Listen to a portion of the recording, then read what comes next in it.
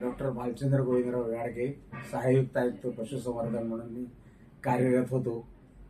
या काळामध्ये मला पायाचा अधिकाधिक असा त्रास होत गेला आणि जवळपास आधी माझ्या नी जॉईंट्सला सुरुवातीला मला असा आवाज यायचा, कटकट असा आवाज यायचा, पण फारसं मी त्याच्याकडे लक्ष दिलेलं नाही. पण एक 4-5 वर्षापासून मला हा त्रास जो आहे हा माझा वाढत गेला. मोस्टली डाव्या पायाला आणि नंतर उजव्या पायाला असा वाढत गेला. त्यानंतर मग मला असं वाटलं की आपण कोणाचं तरी मार्गदर्शन घ्यावं. 1-2 डॉक्टरांचा सल्ला पण घेतला. सुरुवातीला मी एक 4-5 किलोमीटर रोज फिरायचा, कारण मला फिरण्याची आवड होती. पण पायाच्या या त्रासामुळे माझं चालणं बंद झालेलं होतं आणि मग मी त्याचा जास्तीत जास्त स्कूटर घेऊन चालायचा. पण ते मला अवघड व्हायला लागलं, ते सुद्धा मला अवघड व्हायला लागलं. त्यामुळे मी 1-2 डॉक्टरांचा सल्ला पण घेतला आणि अशा वेळेला बऱ्याचशा गोष्टी मी पुन्हा मसाज करण्याचा पण प्रयत्न केला, पायाला मसाज, पण फारसा मला त्याला रिलीफ मिळाला नाही. नंतर मला डॉक्टर भूषण शितोळे साहेबांचा एक ॲड्रेस मिळाला आणि त्यांच्याकडे मी अप्रोच झालो आणि अप्रोच झाल्यानंतर त्यांनी मला सुंदरसं असं गाईडलाईन केलं आणि गाईडलाईन मी केल्यानंतर मी माझ्या स्वतःच्या त्यांनी सांगितल्याप्रमाणे सगळ्यांच्या टेस्ट वगैरे करून घेतल्या. त्यांनी सांगितलं की आपल्याला आत्ता या वेळेला ऑपरेशन करणं गरजेचं आहे आणि मी सुद्धा असा विचार केला की या एजमध्ये जर आपण ऑपरेशन करून घेतलं तर आपली रिकव्हरी रेट फास्ट होईल. म्हणून मी सुद्धा त्याला तयार झालो. रविवारी दिनांक 8 तारखेला मी त्यांच्याकडे जॉईन झालो, म्हणजे ॲडमिट झालो आणि 9 तारखेला त्यांनी मला ऑपरेशन केलं आणि मी माझं वेन्सर हॉस्पिटलला दोन्ही गुडघ्याचं ऑपरेशन केलं. इतकं सुंदरसं असं ऑपरेशन झालं की मला कुठल्याही प्रकारचा त्रास झाला नाही. ऑपरेशन करण्यापुरती भीती वाटत होती. मी बरेच लोकांचं मार्गदर्शन पण केलं, मग घेतलं तसं, पण बरेचसे लोक मला सांगायचे की अशा प्रकारे तशा प्रकारे, पण मी त्याचा विचार न करता स्वतः ॲडमिट झालो आणि माझं स्वतःचं पायाचं ऑपरेशन करून घेतलं. आणि याला सगळं कारण म्हणजे भूषण शितोळे सरांनी सांगितलं की तुम्ही नक्कीच करा, त्याचा नक्कीच बेनिफिट होईल अशा प्रकारे. आणि मी त्या दिवशी मी ऑपरेशन केलं. आता ऑपरेशन नंतर मला जे आहे इतकं सुंदरसं असं होतं. माझे दोन्ही पाय वाकडे होते, ती दोन्ही पाय म्हणजे वाक आलेला होता दोन्ही पायामध्ये.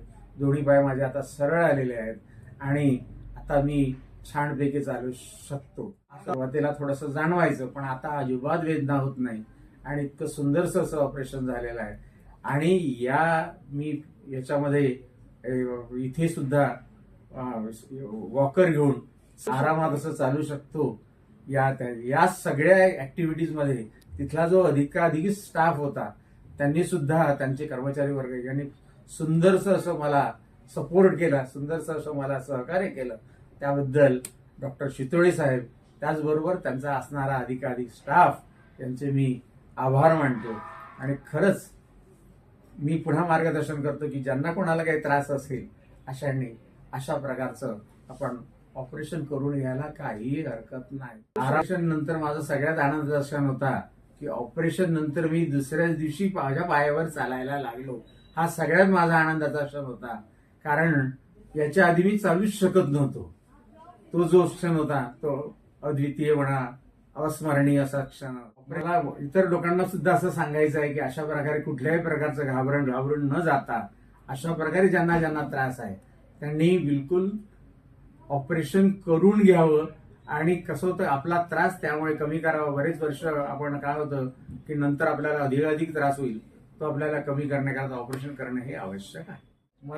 आपण हे ऑपरेशन करण्याची गरज काय आहे, तर ऑपरेशन हे जर आपण केलं नाही तर आपल्या कुटुंबावर आपण अवलंबून असतो आणि याच्यामुळे तुम्ही स्वतः इंडिपेंडंट राहू शकता, स्वतःचं काम आपण स्वतः करू शकता आणि तेच फार महत्वाचं आहे. कारण दुसऱ्यावर डिपेंड राहिलं तर लिमिटेशन येतात, मर्यादा येतात आणि त्यामुळे तुमचं सुद्धा आयुष्य सुकर होण्याकरता तुम्हाला मदत होतं.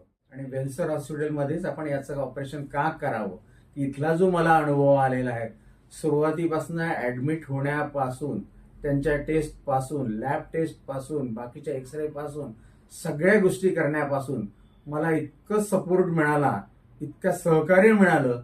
त्या सहकार्यामुळे आणि त्याच्यानंतर मला सुद्धा अशी भीती वाटायची होती की ऑपरेशन आपलं सगळं व्यवस्थित होईल की नाही.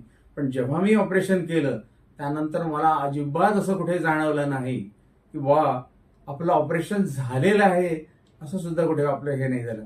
आणि त्याच्यानंतर पोस्ट ऑपरेटिव्ह केअर जी आहे ती सुद्धा इतकी सुंदर झाली की मला घरीच असल्यासारखं वाटायला लागलं, घरच्यासारखंच असं वाटायला लागलं. ही सगळी जी मंडळी वाटली ही घरच्यासारखीच वाटायला लागली.